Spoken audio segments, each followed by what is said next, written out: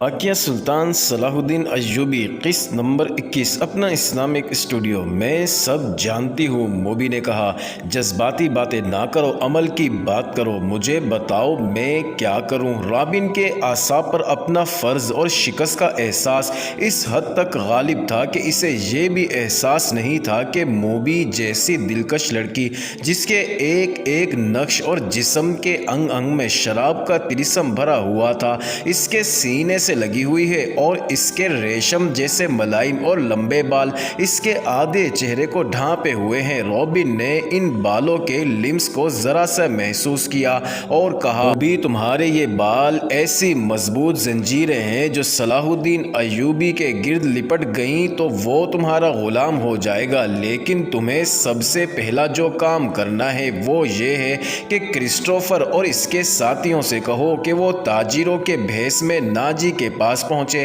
اور معلوم کریں کہ اس کے لشکر نے بغاوت کیوں نہیں کی، اور یہ راز فاش کس طرح ہوا کہ اس سے فائدہ اٹھا کر صلاح الدین ایوبی نے گنتی کے چند ایک دستے گھات میں بٹھا کر ہماری 3 افواج کا بیڑا غرق کر دیا، اور انہیں یہ بھی کہو کہ معلوم کریں کہ ناجی صلاح الدین ایوبی سے ہی تو نہیں مل گئے، اور انہوں نے ہمارا یہی حشر کرانے کے لیے تو خط نہیں لکھا۔ اگر ایسا ہی ہوا ہے تو ہمیں اپنے جنگی منصوبوں میں رد و بدل کرنا ہوگا۔ مجھے یہ یقین ہو گیا ہے کہ اسلامیوں کی تعداد کتنی ہی تھوڑی کیوں نہ ہو، انہیں ہم آسانی سے شکست نہیں دے سکتے۔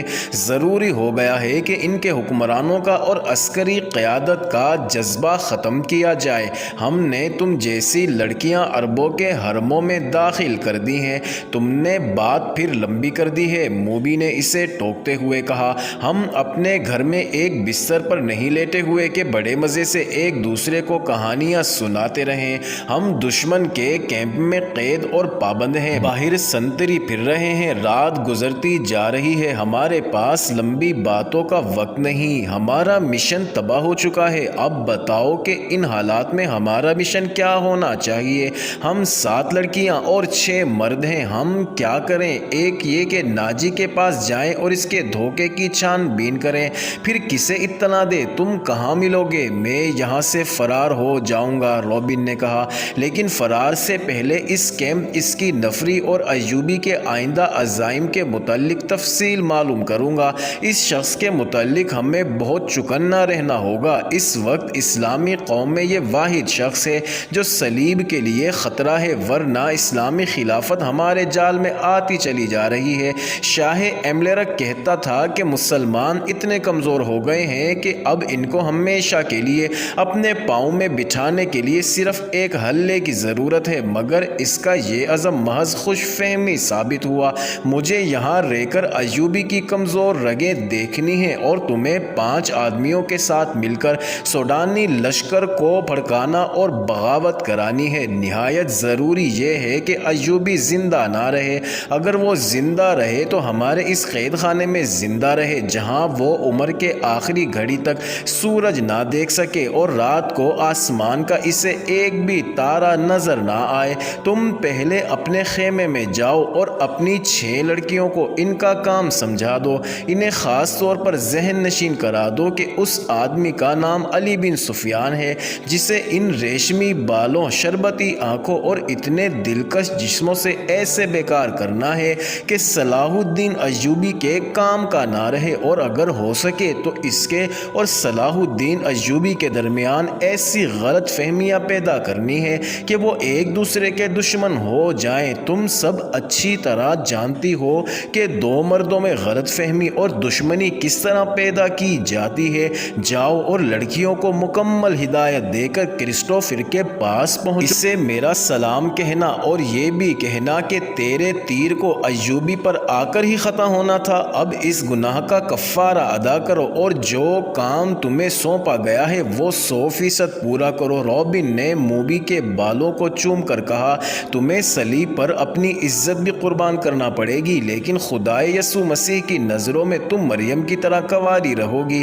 اسلام کو جڑ سے اکھاڑنا ہے، ہم نے یروشلم لے لیا ہے، مصر بھی ہمارا ہوگا۔ موبی رابن کے بستر سے نکلی اور خیمے کے پردے کے پاس جا کر پردہ اٹھایا، باہر جھانکا، اندھیرے میں اسے کچھ بھی نظر نہ آیا۔ وہ باہر نکل گئی اور خیمے کی اوٹ سے دیکھا کہ سنتری کہاں ہے۔ اسے دور کسی کے گنگنانے کی آواز سنائی دی۔ یہ سنتری ہی ہو سکتا تھا۔ موبی چل پڑی، درختوں سے گزرتی، قدم قدم پر پیچھے دیکھتی۔ وہ ٹیلے تک پہنچ گئی اور اپنے خیمے کا رخ کر لیا۔ نصف راستہ طے کیا ہوگا کہ اسے دو آدمیوں کی دبی دبی باتوں کی آوازیں سنائی دینے لگیں۔ یہ آوازیں اس کے خیمے کے قریب معلوم ہوتی تھی۔ اسے یہ خطرہ نظر آنے لگا کہ سنتری نے معلوم کر لیا ہے کہ ایک لڑکی غائب ہے اور وہ کسی دوسرے سنتری یا اپنے کمانڈر کو بلا لایا ہے۔ اس نے سوچا کہ خیمے میں جانے کی بجائے ان 5 ساتھیوں کے پاس چلی جائے جو مراکشی تاجروں کے بھیس میں کوئی 1.5 میل دور خیمہ زن تھے، مگر اسے یہ خیال بھی آ گیا کہ اس کی گمشدگی سے باقی لڑکیوں پر مصیبت آ جائے گی۔ وہ تھیں تو پوری چالاک، پھر بھی ان پر پابندیاں سخت ہونے کا خطرہ تھا اور کوئی چارہ کار بھی نہ تھا۔ موبی ذرا اور آگے چلی گئی تاکہ ان دو آدمیوں کی باتیں سن سکے۔ ان کی زبان وہ سمجھتی تھی۔ یہ تو اس نے دھوکہ دیا تھا کہ وہ سسلی کی زبان کے سوا اور کوئی زبان نہیں سمجھتی۔ وہ آدمی خاموش ہو گئے۔ موبی دبے پاؤں آگے بڑھی۔ اسے بائیں طرف قدموں کی آہٹ سنائی دی۔ اس نے چونک کر دیکھا، درختوں کے درمیان اسے ایک سیاہ سایہ جو کسی انسان کا تھا جاتا نظر آیا۔ اس نے رخ بدل لیا اور ٹیلے کی طرف آنے لگا۔ موبی کوئی خطرہ مول نہیں لینا چاہتی تھی۔ وہ ٹیلے پر چڑھنے لگی۔ ٹیلا اونچا نہیں تھا، فوراً ہی اوپر چلی گئی۔ وہ تھی تو بہت ہوشیار، لیکن ہر انسان ہر قدم پر پوری احتیاط نہیں کر سکتا۔ وہ ٹیلے کی چوٹی پر کھڑی ہو گئی۔ اس کے پس منظر میں ستاروں سے بھرا ہوا آسمان تھا۔ سمندر اور صحرا کی فضا رات کو آئینے کی طرح شفاف ہوتی ہے۔ درختوں میں جاتے ہوئے آدمی نے ٹیلے کی چوٹی پر ٹنڈ منڈ درخت کے تنے کی طرح ایک سایہ دیکھا۔ موبی نے پہلو اس آدمی کی طرف کر دیا۔ اس کے بال کھلے ہوئے تھے جنہیں اس نے ہاتھ سے پیچھے کیا۔ اس کی ناک، سینے کا ابھار اور لمبا لبادہ تاریکی میں بھی راز کو فاش کرنے لگا۔ یہ آدمی سنتریوں کا کماندار۔ وہ آدھی رات کے وقت کیمپ کے گشت پر نکلا اور سنتریوں کو دیکھتا پھر رہا تھا۔ یہ سنتریوں کی تبدیلی کا وقت تھا۔ کماندار اس لیے زیادہ چوکس تھا کہ سلطان ایوبی 3 سالاروں کے ساتھ کیمپ میں موجود تھا۔ سلطان ڈسپلن کا بڑا ہی سخت تھا۔ ہر کسی کو ہر لمحہ خطرہ لگا رہتا تھا کہ سلطان رات کو اٹھ کر گشت پر آ جائے گا۔ کماندار سمجھ گیا کہ ٹیلے پر کوئی لڑکی کھڑی ہے۔ اسی شام کمانداروں کو خبردار کیا گیا تھا کہ صلیبیوں نے جاسوسی اور تخریب کاری کے لیے لڑکیوں کو استعمال کرنا شروع کر دیا ہے۔ یہ لڑکیاں صحرائی خانہ بدوشوں کے بہروپ میں بھی ہو سکتی ہیں اور ایسی غریب لڑکیوں کے بھیس میں بھی فوجی کیمپوں میں کھانے کی بھیک مانگنے آتی ہیں، اور یہ لڑکیاں اپنے آپ کو مغویہ اور مظلوم ظاہر کر کے پناہ مانگ سکتی ہیں۔ کمانداروں کو بتایا گیا تھا کہ آج رات 7 لڑکیاں سلطان کی پناہ میں آئی ہیں جنہیں بظاہر رحم کر کے مگر انہیں مشتبہ سمجھ کر پناہ میں لے لیا گیا ہے۔ اس کے کماندار نے یہ احکام سن کر اپنے ایک ساتھی سے کہا، اللہ کرے ایسی کوئی لڑکی مجھ سے پناہ مانگے، اور وہ دونوں ہنس پڑے تھے۔ اب آدھی رات کے وقت جب سارا کیمپ سو رہا تھا، اسے ٹیلے پر ایک لڑکی کا ہیولا نظر آ رہا تھا۔ پہلے تو وہ ڈرا کہ یہ چڑیل یا جن ہو سکتا ہے۔ اس نے نئے سنتریوں کو لڑکی کے خیمے پہ کھڑا کر کے اسے بتایا تھا کہ اندر 7 لڑکیاں ہیں۔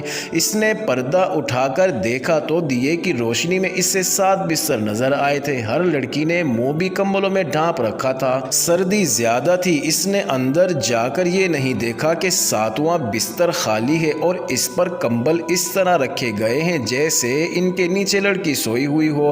اسے معلوم نہیں تھا کہ 7ویں لڑکی ٹیلے پر اس کے سامنے کھڑی ہے۔ وہ کچھ دیر سوچتا رہا کہ اسے آواز دے یا اس تک خود جائے، یا اگر وہ جن یا چڑیل ہے تو وہ اس کے غائب ہونے کا انتظار کرے۔ تھوڑی سی دیر کے انتظار کے بعد بھی لڑکی غائب نہ ہوئی، بلکہ وہ 3 قدم آگے چلی اور پھر پیچھے کو چل پڑی اور پھر رک گئی۔ کماندار جس کا نام فخر المصری تھا آہستہ آہستہ ٹیلے تک گیا اور کہا، کون ہو تم؟ نیچے آؤ۔ لڑکی نے ہرن کی طرح چوکڑی بھری اور ٹیلے کی دوسری طرف اتر گئی۔ فخر کو یقین آ گیا کہ کوئی انسان जवान है जिन चुड़ैल नहीं, वो तनुमंद मर्द था, टीला ऊंचा नहीं था, वो लंबे लंबे डग भरता टीले पर चढ़ गया, उधर भी अंधेरा था, रात की खामोशी में इसे लड़की के कदमों की आहट सुनाई दी, वो टीले से दौड़ता उतरा और लड़की के पीछे गया, लड़की और तेज दौड़ पड़ी, फासला बहुत कम था लेकिन फखर मर्द था, फौजी था, चीते की रफ्तार से दौड़ रहा था। मोअज़्ज़िज़ नाज़रीन, ये इंटरेस्टिंग वीडियो जारी है, अगली वीडियो किस नंबर 22 में देखना मत भूलिएगा।